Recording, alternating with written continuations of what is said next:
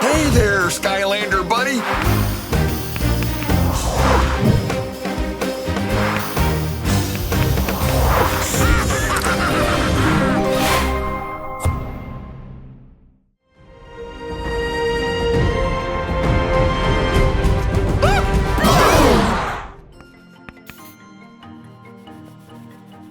So when we're starting the story, we just kind of get everyone to agree on 2 sentences. And for ours, it was, Kaos has already won.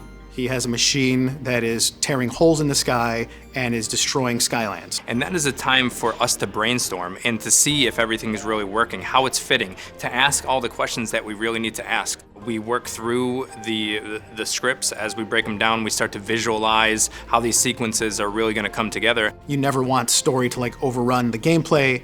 And then if gameplay is changing, you want to make sure it doesn't break something that we're already telling in the story. And so there's a lot of moving pieces over the course of the game that constantly change and update. You have to leave room for ideas and allow them to kind of grow organically. And as a writer or a narrative designer, you can't be rigid to your story. You have to allow it because it's everybody's experience. So this year on SuperChargers, we kicked off with a full-length graphic novel called Rift into Overdrive that takes place right after Trap Team, where Kaos has been made good because he was in the trap, and then how does he escape from that prison? How does he get that last piece of the darkness and build his Doomstation of Ultimate Doomstruction? How does he cut off the Portal Masters so they can't do anything?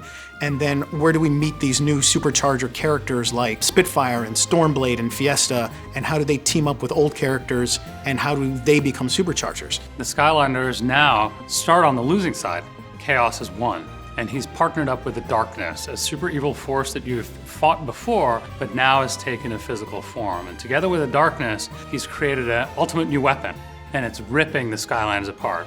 He's literally pulling the magic right out of Skylands and using it to power this Doomstation to take over the world. And not only is he almost won, but he has disabled your access to the portals. And now vehicles, they each have their own rift engine, and it's why you can sort of maneuver around his forces, is because instead of traveling through the skies like you did before, you open wormholes and you travel in between to get to your location. Each year as Kaos returns and he's wanting to conquer a different area of Skylands, just like the innovation of the game, the innovation of the narrative, we have to come up with a new way to tell that story, a new way to give him that certain struggle of how he wants to control Skylands and take over Skylands. The great thing about Kaos as a villain is that he's very relatable to our audience. Like, everybody gets Kaos. Everybody gets a villain who thinks they're the greatest and also wants to be loved and admired. For a kid's game, and Kaos being a villain in that kid's game, he acts like a kid. Kaos is cool because he's so uncool. I mean, he's despicable in lots of ways. He's belligerent and he's arrogant and he's impatient. He's also sympathetic because he's so gullible and he's so childlike in his way, so you almost are sympathetic towards him. In every game, you kind of get a little more glimpse into his personality. We introduce villains that give him somebody to play off of. So you had the Conquertron, which, even though it was a robot, kind of elicited different responses out of Kaos. We introduced his mom, who knew how to push his buttons, knew how to challenge him in different ways. And then in Trap Team, you have a bunch of villains who are questioning whether Kaos is the best, and is he the best villain? And so it always kind of tests him to make sure, like, is he really the best villain? Is he the smartest? And really, he always manages to find a way to win. And you kind of root for him. You kind of root for Kaos. But then he'll be just like super nasty to Glumshanks. You're like, oh, I can't believe I actually fell for him. It's like, no, I can't stand that guy. So he's a complicated character, which makes him interesting. I think Kaos started out as a villain that was very easy for everybody to understand. And so getting to explore even Kaos as a more nuanced villain, I think makes the story very exciting.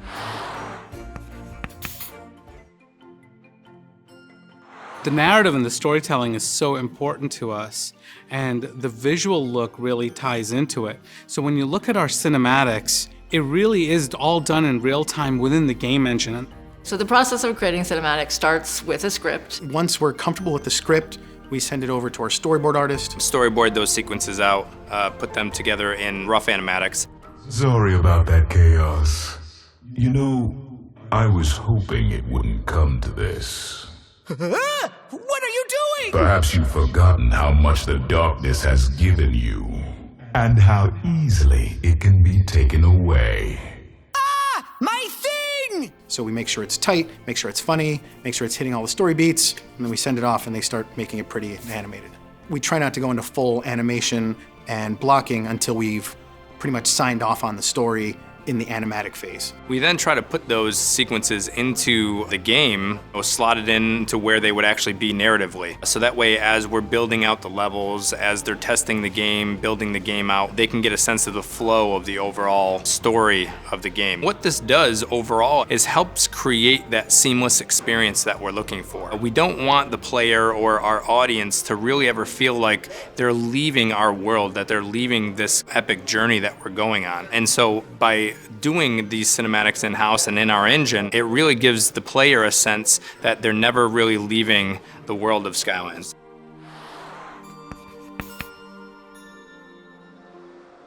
So in SuperChargers, we were able to bring along some of these NPC characters like Flynn, Callie, and Hugo, and really tried to help develop their story arc throughout this narrative, give them a little bit of creative depth to their character as well. And it was the first time we were able to take the NPCs and the other characters in the world and try to expand their emotional experience throughout the game, because they are feeling the actual threat.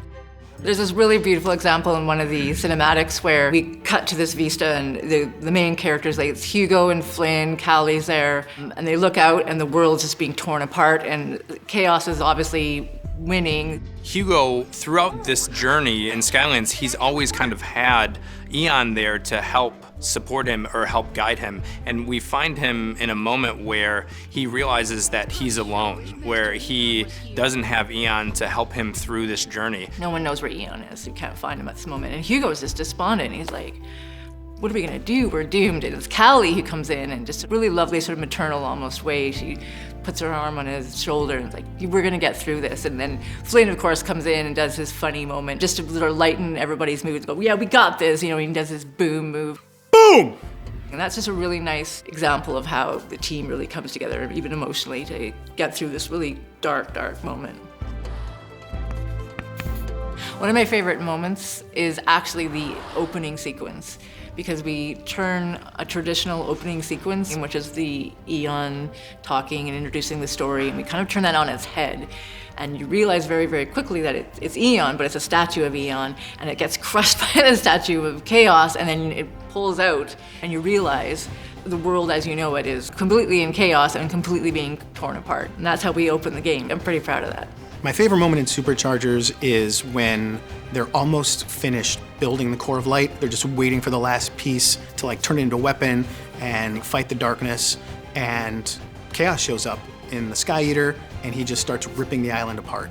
And it's really the first time, I think, in any game where you see all of the NPCs acting heroically to save each other and to save Skylands outside of the Skylanders. It's like Sharpfin and Callie and Mags are all like holding on desperately to each other so they don't get pulled into the rift, even though the Core of Light's being destroyed. And I can't believe we pulled it off. Like, they did such an incredible job with that cinematic. And that's a big deal. That puts you right into the game. That puts you right into the world. What kid doesn't love that? And you get to explore all kinds of areas in land, you know, underwater, over the ocean, in the sky, and that kind of vastness and having the story play out around you is incredibly immersive, and people have never seen that before.